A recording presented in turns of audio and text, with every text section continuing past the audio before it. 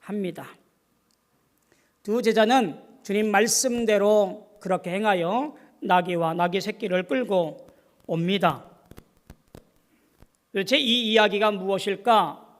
그리고 주님은 굳이 나귀와 나귀 새끼를 타고 예루살렘에 입성하셨을까? 라는 의문이 듭니다. 성경은 이 사건을 명확하게 이렇게 말합니다.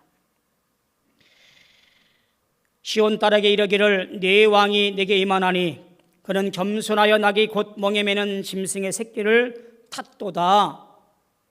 이 말씀이 이루어져서 그렇게 행하셨다라고 하는 것을 드러내 보이고 있습니다. 결국 예수님은 말씀대로 그 모든 사역과 일들을 따라가고 있음을 명확하게 보여주고 있다는 이야기입니다. 마태복음서가 집중하고 있는 두 가지 사건, 하나는 나귀 새끼를 타는 것과 그리고 입성하실 때 환호를 받는 것, 이 두 가지의 관계 속에서 한 가지, 나귀 새끼를 타고 입성하신 예수님의 모습은 결국 우리가 이해할 수 없는 부분, 왜 굳이 나귀 새끼인가? 초라하고 볼품없고 아무것도 아니고 우스꽝스러운 그 모습을 왜 굳이 보여주셨을까라는 의문이 들 때에 주님은 말씀을 따라 행하심을 나타내 보이고 있습니다.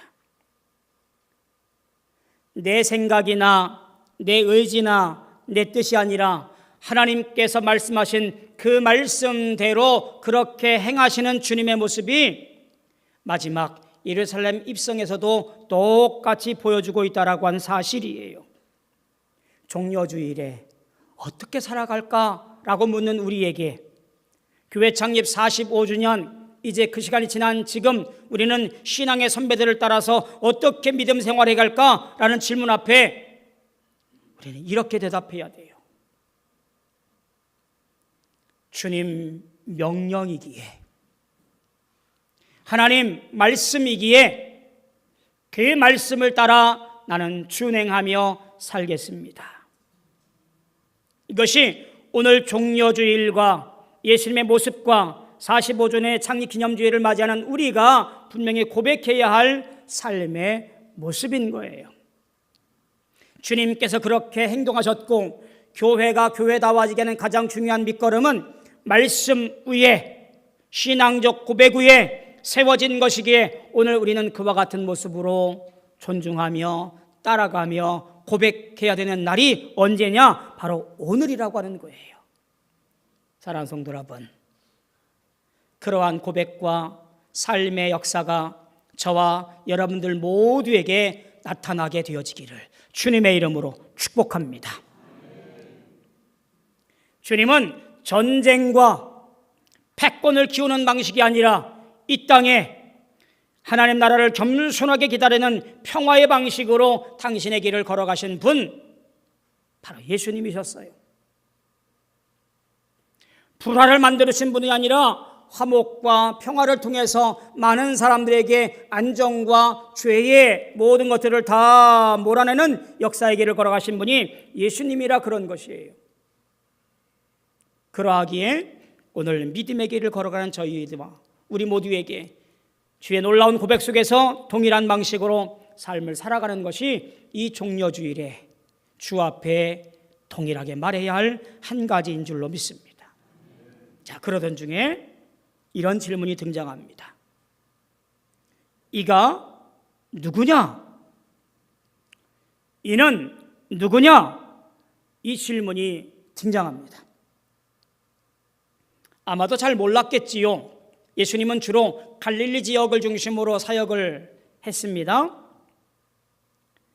명절이 되어서 예루살렘 성으로 많은 사람들이 모여들었습니다. 예루살렘 주민들이거나 혹은 예루살렘을 떠나 살고 있는 저 디아스포라 유대인들이 유월절 명절을 지키기 위해서 예루살렘 성으로 모여든 겁니다.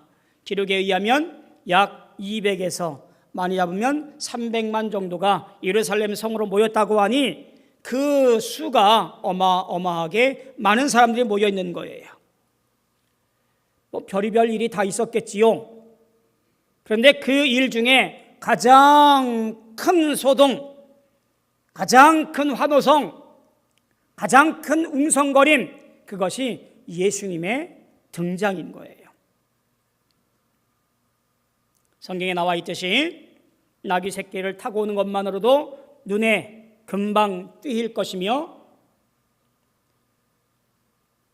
나귀 새끼의 안장에 겉옷을 깔고 모든 사람들이 자기 옷을 벗어서 길바닥에 깔며, 그리고 종려나무 가지를 통해서 흔들며 환호성하기를 호산나 다윗의 자손이여 찬송하리로다, 주의 이름으로 오시는 이여 가장 높은 곳에서 호산나 하더라. 많은 사람들이 예수를 환호하며 환영하고 온 예루살렘 성내가 들썩들썩 됐습니다.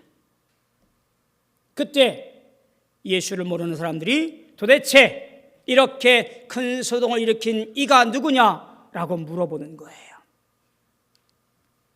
초미의 관심사였다라고 하는 거지요. 여러분, 그런데 이 질문이 어떤 것인지 아세요? 기독교 신학의 핵심이 되는 질문이에요. 예수가 누구냐? 도대체 그분이 누구냐라는 이 질문에 대답할 수 있는 것, 그것이 오늘날 우리의 모습인 것임을 보게 되어집니다. 또한 마태복음 전반에 중요하게 드러내는 주제 중에 하나입니다. 도대체 예수가 누구요? 라는 이 질문을 계속해서 던지고 있는 거지요. 그분이 누굴까요?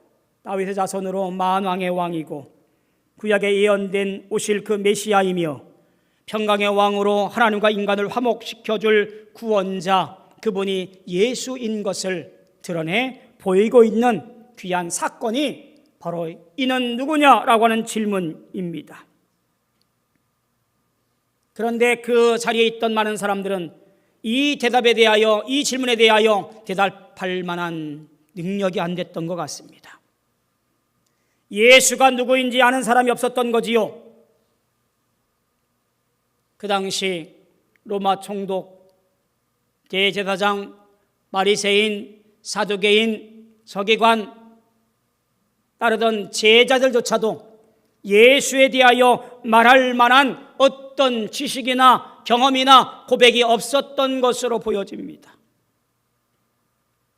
결국 마태복음서에 나와 있는 대답은 이런 거였습니다. 무리가 이르되 갈릴리 나사렛에서 나온 선지자 예수라. 아마 이 대답은 당시 공동체, 신앙 공동체 안에서 부활한 예수님을 기다리는 신앙 공동체 앞에 도대체 너희가 기다리는 그가 누구냐라는 이 질문 앞에 던졌던 대답이었을 것이라고 추정이 되어집니다. 우리가 기다리는 분이 누구냐? 저 갈릴리 나사렛에서 나온 선지자 예수입니다 라고 말했던 거예요.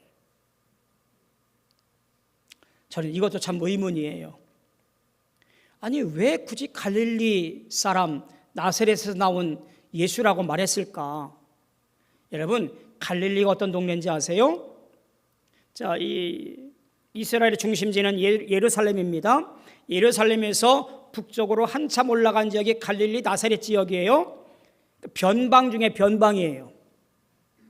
그리고 이 갈릴리라는 지역은요, 주로 로마에 대항하는 이런 밀란들이 많이 일어난 장소이기도 하고, 누구 하나 그것에 대해서 선한 것이 날만한 것이라고 생각하는 사람이 없는 동네예요. 나다나엘이 말하잖아요. 나사렛에서 무슨 선한 것이 날 수 있겠느냐, 그런 이야기가 갈릴리 그리고 한 마을이었던 나사렛인 거예요. 아니, 굳이 예수님을 소개할 때에 갈릴리 사람 나사렛이라고 말하지 아니하고 더 좋은 거 있잖아요. 마태복음서도 2장에 보면 예수님이 어디서 태어나요? 베들레헴이잖아요.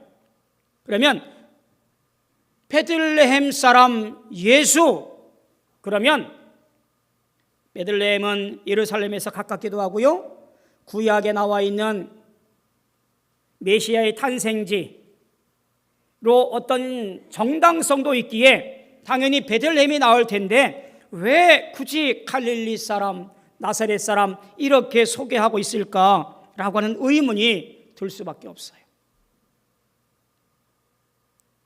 저는 이 의문이 앞에 나오는 호산나라는 말과 연결해서 이해를 해볼 수 있겠다 싶어요.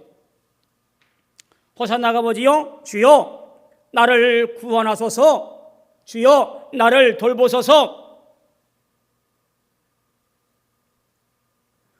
오늘 이러저러한 일로 억울함을 당하고 억눌리고 소외받고 아무것도 할 수 없는 내 인생 가운데 주님, 메시아이신 당신이 오셔서 나를 구원하소서라고 노래하며 고백했던 것이 호산나 호산나 하는 거예요.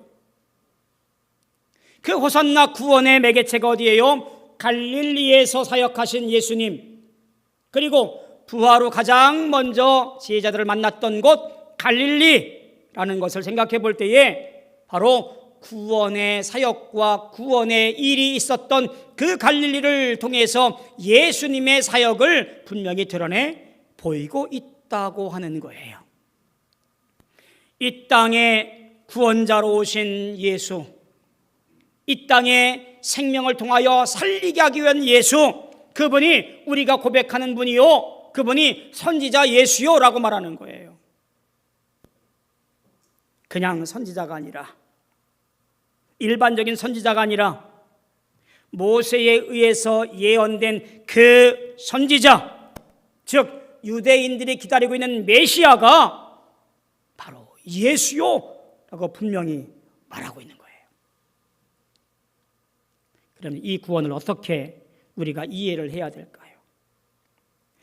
예수님의 구원의 역사는 출신이 시원치 않고 평범한 이름의 예수, 그분이 곧 하나님의 아들이요 영광의 왕이라고 말하고 있는 이 일이 도대체 오늘 우리가 어떻게 이해하고 어떻게 노래해야 될 것인가 라고 하는 의문이 남지요.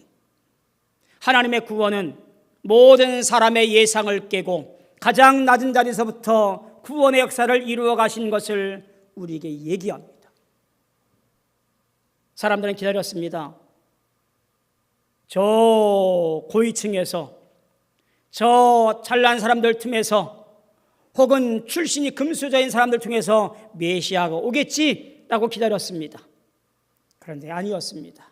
하나님의 놀라운 계획은 가장 낮은 자리에서 가장 천한 모습으로, 가장 평범한 일상의 모습으로 이 땅에 오신 분, 그분이 세상 죄를 지고 가는 하나님의 어린 양, 그 십자가의 은혜를 통해서 살리시고 의롭게 칭하시고 구원의 역사를 만들어 가심을 보이시는 것이 바로 주님의 일이었고 주님의 십자가 사건이었습니다.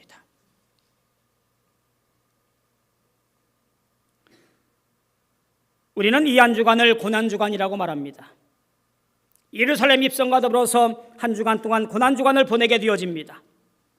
오늘 우리가 이렇게 매년마다 종려주일과 고난주간을 보내는 것은 예수님이 누구인가를 분명히 알고 그분을 나의 신앙으로 고백하고, 그래서 이 한 주간 동안 나를 위해 죽으신 예수님 앞에 내 모든 것을 다 내어놓고 세상에서 철저히 죽으셨던 그 예수님, 오늘 나 또한 내 혈기와 내 욕심과 내 이기심과 내 모든 것들을 철저히 내려놓아 주의 구원에 걸맞은 행동의 삶을 살아가기로 결단하고 마음에 새기는 그런 한 주간으로 살아가야만 합니다. 사랑하는 성도 여러분, 예수님의 십자가의 길을 통하여 위대하게 보이고 그럴듯하게 보이는 높은 자리가 아니라 낮은 자리에서 구원의 신비를 우리에게 허락하셨습니다. 우리는 이 일을 눈여겨보시며 우리도 그 길을 따라 주님이 기뻐하시는 삶을 살아가는 구원받은 백성이 되어져야 될 줄로 믿습니다.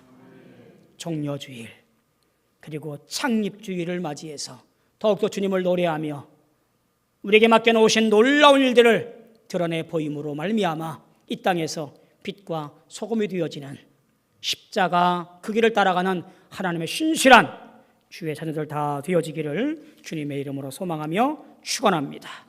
기도하겠습니다. 주님 은혜 감사합니다.